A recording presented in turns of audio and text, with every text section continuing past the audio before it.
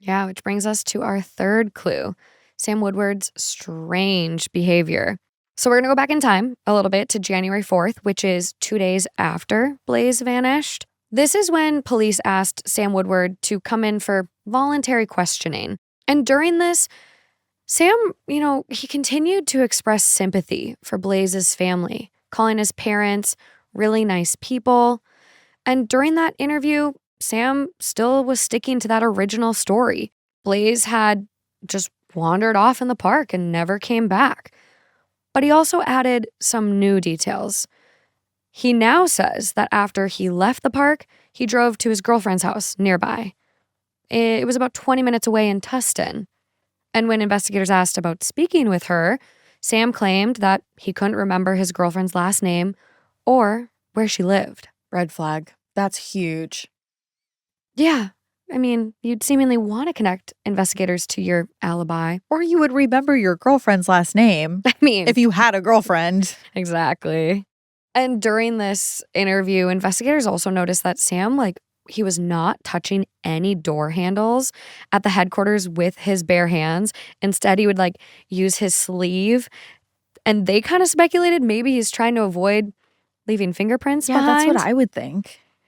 And something else strange happened that afternoon. Now, sources do kind of conflict on whether the following event happened before or after he went into the station for an interview. But I'm maybe thinking it was before, and you guys tell me what you think, but here's why. That same day, Sam actually went to Borrego Park.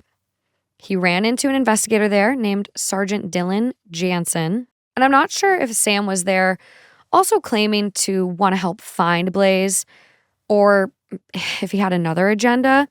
But Sergeant Jansen recognized Sam as a person of interest in this case. And he also noticed that his hair was different from just a few days earlier. He'd now cut it and dyed it.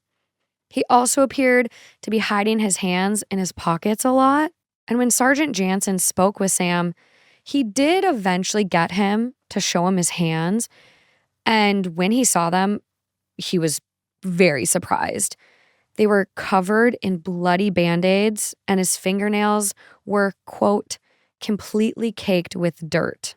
And so when Jansen presses Sam on how he injured his hands, he says that he was in a fight club with friends and had fallen in a, quote, dirt puddle while sparring.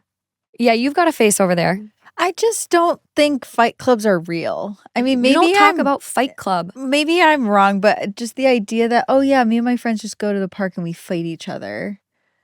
I don't know. Alarm bells would immediately be going off in my head, but maybe I just don't know 20-year-old boys. I don't know. You're not the only one who finds it suspicious. Officer Jansen does as well.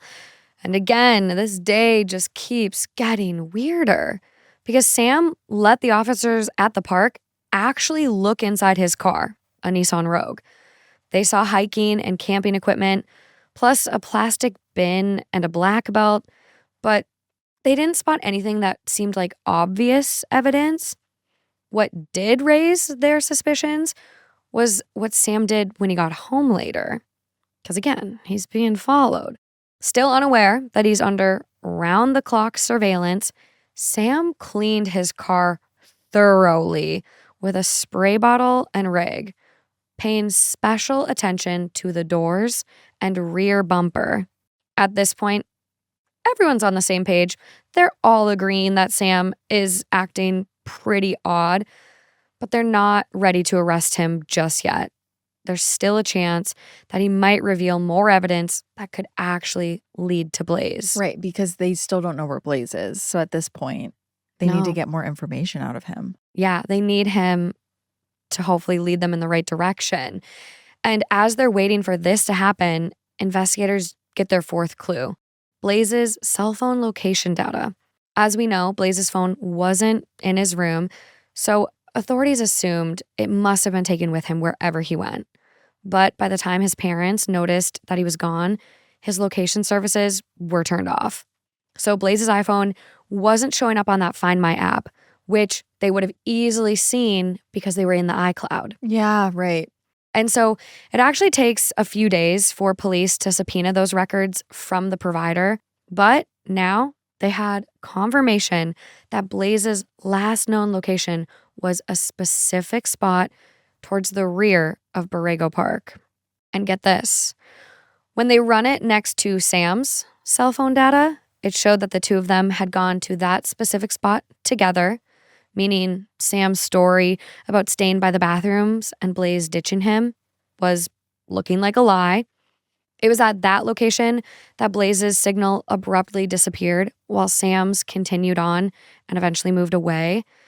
Investigators discovered all of this on Tuesday, January 9th, exactly 1 week after Blaze disappeared. So they are moving extremely quick on this one. And so on that day, the weather takes a turn. It's a cold winter day. Rain is soaking Borrego Park. And so investigators head back to the park and start looking one more time. And now they are armed with Blaze's exact last known location. Every week, we dive into the pieces, both hidden and obvious, behind some of the biggest true crime cases. Subscribe to Clues Pod with Morgan Absher and Kaelyn Moore on YouTube. And remember, every clue counts.